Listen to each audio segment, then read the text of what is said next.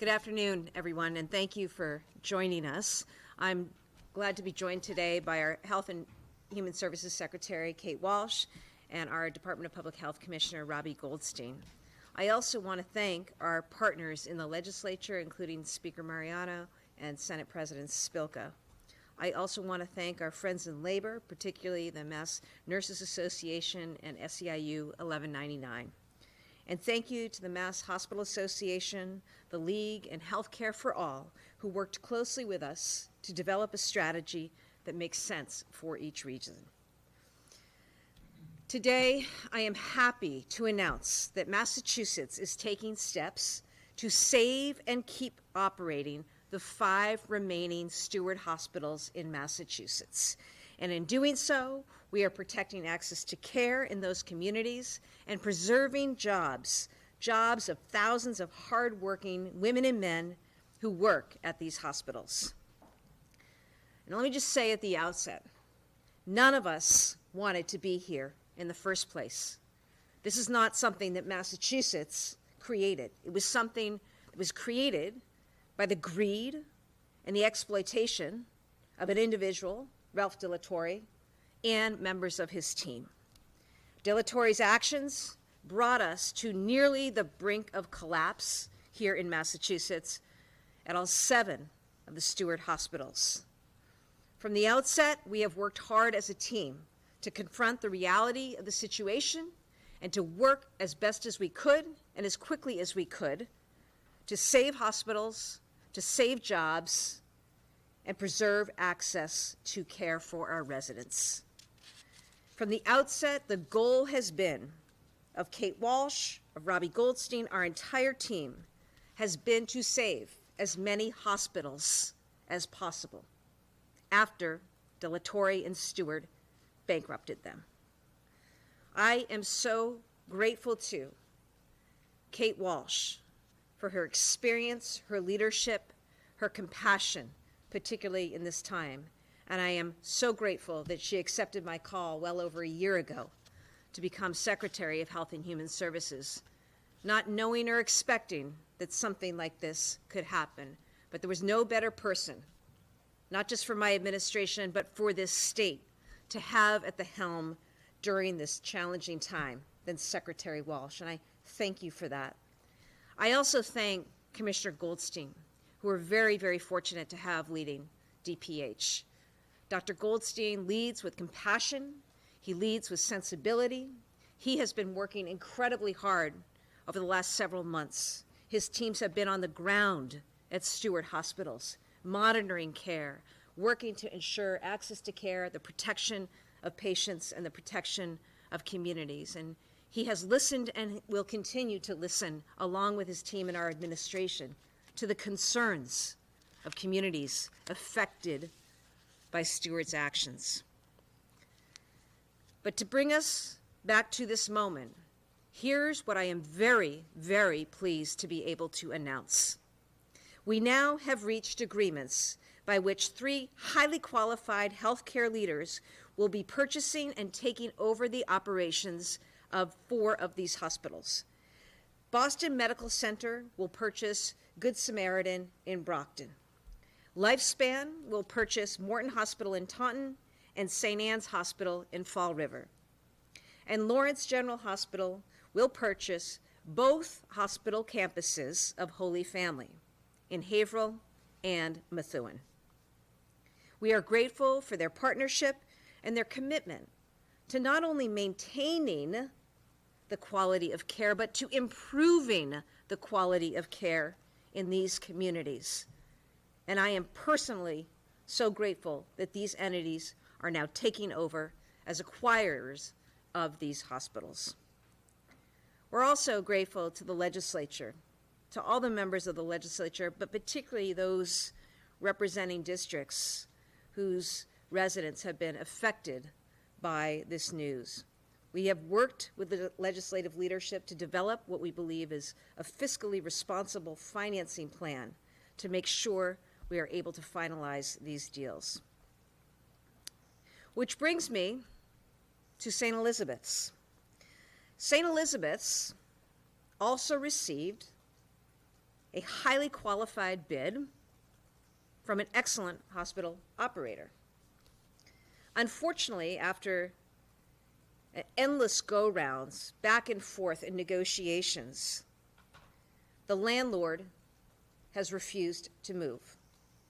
So as governor, I am taking action today to seize control of St. Elizabeth's through an eminent domain proceeding that will facilitate the transition of St. Elizabeth's to a responsible new owner, namely Boston Medical Center.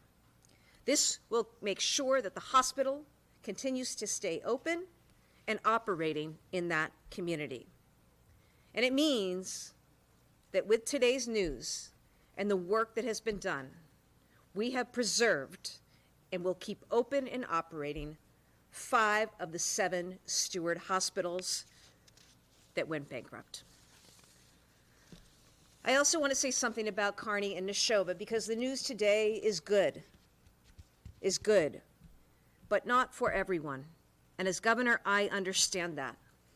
The community, patients, workers in Kearney Hospital and Neshoba Valley Medical Center are rightly upset about these closures.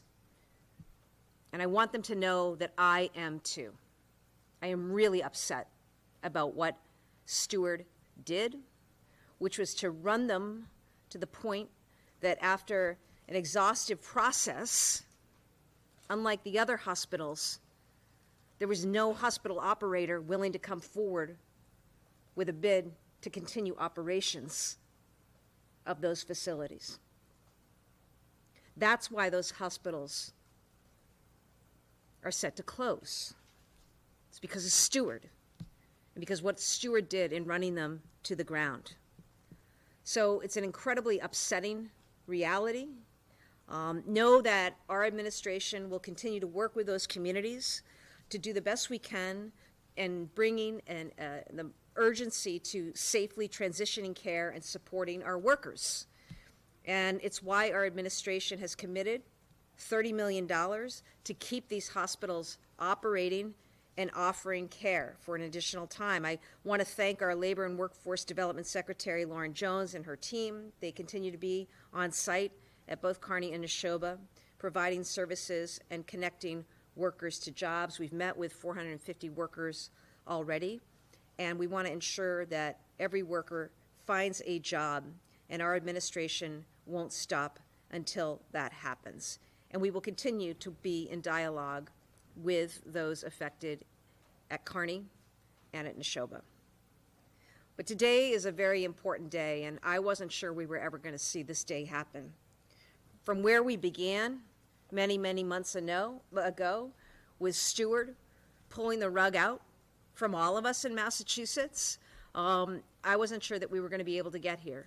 I knew it was really important that we do everything that we could to get here, to find a way to save hospitals, to find a way to save jobs, to protect patients' access to care, to protect the stability of what is a fragile healthcare market here and around the country. And there have been a lot of fits and starts with this. I also want to thank HHS Chief of Staff Chris Hardy for his tireless work and hustle, and also Paige Scott Reed, my chief legal counsel, for their team's work, and also the Attorney General's office, with whom we worked and continue to work closely. So today, I'm pleased to say we're closing the book on Steward once and for all in Massachusetts. Good riddance and goodbye. That is a good thing. It's a long time coming. We're here. It's a new chapter starting today, a new chapter for patients and residents, a new chapter for our great healthcare workers, our incredible nurses, healthcare workers, all the staff, the people who make our hospitals actually run. And I believe as well, it is not just a new chapter, but it is a better chapter in terms of what it is going to do for patient care. And we want the very best for residents across Massachusetts. And so I'm grateful to the team for working so hard to make this happen, and know that we're going to continue to do everything we can on our team, out of our administration, to stand by patients, our communities, and our incredible healthcare workers. With that, we're happy to take any questions on topic. Is there a question about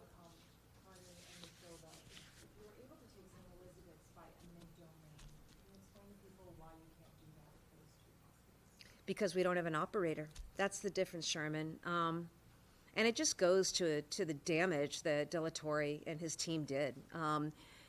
With respect to the other hospitals, they were running at in a way that other hospital systems felt comfortable coming forward and submitting bids. The state cannot run a hospital. Hospital systems have to run hospitals. And the difference here is we had 5 hospitals where hospital systems as acquirers came forward to take over operations. That unfortunately did not happen with Kearney or Neshoba. If one were to miraculously appear, that would be another thing. But where we are today, this is all we can do, okay?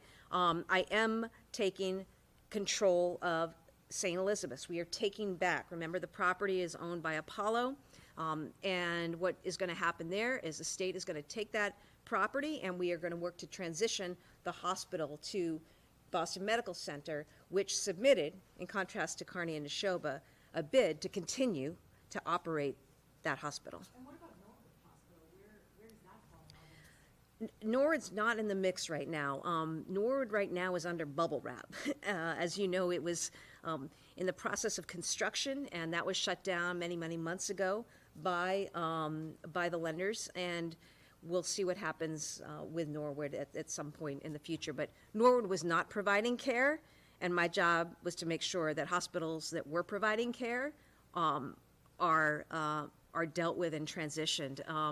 And as you know, Norwood wasn't part of this bankruptcy proceeding because it wasn't actually defined as part of the property of the proceeding because it wasn't an operating hospital. The eminent domain process. Just on the eminent domain process quickly. Is that something you can do kind of by fiat, or do you have to go through the legislature, or how does that work? Well, I'll tell you how it works. Today, we'll be sending what is called an offer letter to Apollo, the owner of the real estate, and our offer letter will be for $5 million, which is the $4.5 million, which is the appropriate and fair market value of that property. And we will go forward from there with a further submission of an order, essentially, to take that property. Does the legislature have to sign on it, or is that just something that you can do as governor? It's one of those things I can do. Where does that money come from? Where does that money come from? Taxpayer dollars, or is it using some other sort of fund? What is it? Yeah, we're working that out right now with A&F. Governor, what is the exact financing plan for all the hospitals? Your press release talks about cash advances, capital support, maximizing federal dollars. Can you talk about what exactly that is and how much that is in addition to the $30 million? Yep, you got it. Do you want to say anything more, Yeah, Secretary? You said it perfectly. Those are the 3 sources, and we're working with the acquirers to make sure that they have the funds available so that they can meet their bids, and also begin the work for them starts now. And they're going to be taking over these hospitals. They're going to be staffing them up, stocking them up, and making capital investments to make sure that they're safe. And that will take funds that we're working with them to make sure they have. And we've worked with A&F and with our colleagues in the legislature to identify those sources of funds. And those funds will continue over the next 3 years as this transition. What is that funding amount, and does that need to be approved by the legislature? The legislature's approved the part of it that they have in the governor's budget, which is the hospital assessment. The other pieces are advances, as you said, which the legislature does not need to approve. And there's one remaining piece that we're going to continue to talk So about. there's not advances in addition to the $30 million? There are advances against the clinical care that will be offered in those facilities so that they have working capital to run the hospitals. Governor, there's been a lot of questions about qualified bids and what that actually means about Neshoba and Kearney. Is there anything the state can do? I know you're saying that these were run in a way that made them unqualified. People didn't want to get involved. But is there anything the state can do that can help those hospitals become more eligible for a bid? In the bankruptcy process, the creditors qualify the bids, not the state. So we don't have a say in what's a qualified bid. This is not our determination. That's the bankruptcy court's determination. So what was wrong with these 2 hospitals that made them not hospitals that anyone would want to run? It's chronic underinvestment is how I would describe it. Why are you announcing this before you have a bid, before you have signed the bids? Isn't there a risk that this might fall apart until everybody makes signatures along the bottom line? Yeah, I'm happy to take it, Martha. I'm announcing it because the people of Massachusetts deserve this information. I mean, this has been a cause of tremendous stress and anxiety for residents, for patients, for healthcare workers. And we went before a federal court today, and I am comfortable, having been before the federal court, with the representation that we have an agreement, and that's not just the state, that's all of the affected parties. We went before the court, we made that attestation, now we are in the process of finalizing, which is an agreement in principle, and as a recovering lawyer, I'll tell you, there is paperwork associated with that. But the good news is, we have an agreement. We have an agreement that's going to save hospitals, it's going to protect patients, it's going to protect jobs. The paperwork, so to speak, will get worked out in the coming days, and will be, filed appropriately. But I'm confident, having been through this process, that we are at a point where we can share this with the public. I think it's important that we share this with the public, and I'm just really grateful to the team for working so hard. To the Steward Healthcare, the physician system? I'll come back to you on that. The Steward Healthcare Physicians Association, are the doctors all going to go to the new hospitals? Do you want to speak to that? Do you want to Yeah. take that, Robbie? We hope so, is the short answer. Yeah. But So as you know, separately, there was a deal for Stewardship Health, which has a lot of the physicians. But what we're hearing, not all, but many of the primary care physicians, many of those physicians are staying in their practices at Kearney and Neshoba. They're staying as well. I think that's important to put out there, that while the hospital may be closing, the medical office building remains open, and those physicians are providing care. There are also specialty physicians that are going to remain affiliated with the Kearney and Neshoba Medical Office building, as well as all of the other hospitals across the system. So we are working with those that are coming in to take on the operations to make sure that they have what they need, and that includes making sure they have physicians to provide the care. How about medical, not just the patients, can they feel confident? I mean, this is a transition that's going on, obviously, and it's been finalized yet.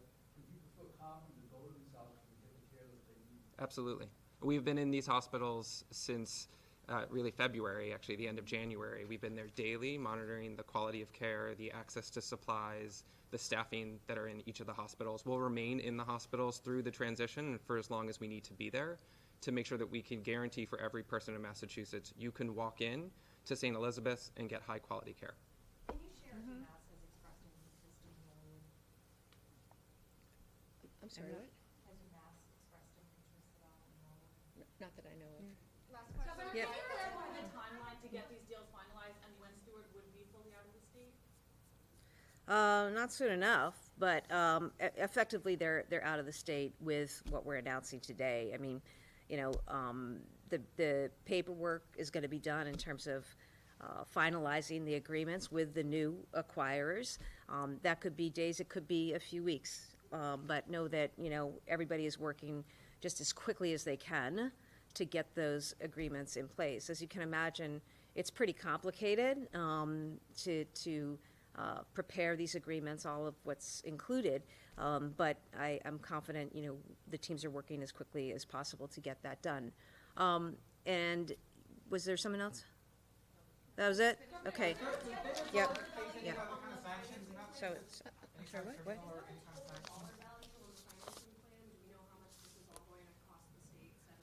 Yeah, we're still working through some of that, but you'll see, as I say, the financing agreement, the agreements will be finalized very soon. Yeah. What's that? It The wasn't, tranche, it it's not wasn't, today. it wasn't 19 million, and it's there, because it needs to meet the payroll. Yeah, tranche 2 went, there's tranche 2A and tranche 2B, and tranche 2A went out. And so we could meet today's payroll. Yep. You said that the authority, I want to say it's 8. Don't any kind of sanction going forward, any kind of criminal sanction or any kind of sanction? Punishment or any kind of punishment? Well, I certainly hope he does. I certainly hope he will, and I know that there are investigations ongoing. I'm not privy to any of that, but certainly he deserves to be investigated, prosecuted, held accountable, as do any other actors who perpetrated this terrible harm on Massachusetts. And as I said, Steve, at the outset, I wasn't sure that we were going to be able to see this day through. Remember, this is a major, major hospital system, not just in Massachusetts, but across the country. And in fact, in other countries, as you know, they made investments in Spain and Malta. And then seemingly overnight, announced that they were bankrupt, out of funds. Massachusetts, that involved 8 hospitals. That was a big deal. And I wasn't sure how we were going to be able to see a way through this. I certainly knew that we had the right team in place, and there's been a heck of a lot of work to get to this point. And so I just am really pleased. I think it's a win for Massachusetts. It's a win for Massachusetts because we got rid of a really bad operator. But what we have left are incredible doctors and nurses and staff who've worked and given their blood, sweat, and tears at these Steward hospitals because they want to provide care. We have those human assets. They're going to continue to work. And they're going to be working with and for quality hospital operators who understand the way you provide quality care to residents and communities. So not only is this a good thing, one I was not sure we'd ever get here, this is a win for Massachusetts, as we've come out the other side. And we've got more work to do with finalizing some agreements, but that'll happen in short order. And I appreciate, again, and make no mistake about it, I carry with me every day the concerns, the heartache expressed by residents about, where are they going to get care. Also, the angst and the stress of a healthcare workforce that has already gone through a heck of a lot with COVID. And we're going to be an administration who continues to support our healthcare workforce, looks to work in partnership with our healthcare workforce, and certainly with our hospitals, who are among the best in the world at doing what they need to do. So that's the news on today. Carissa's available if there are any more sort of specifics that folks need answers to. Okay, thank you very much. Thank you. Thank you very much. Todd, they'll give you the details on that. Okay.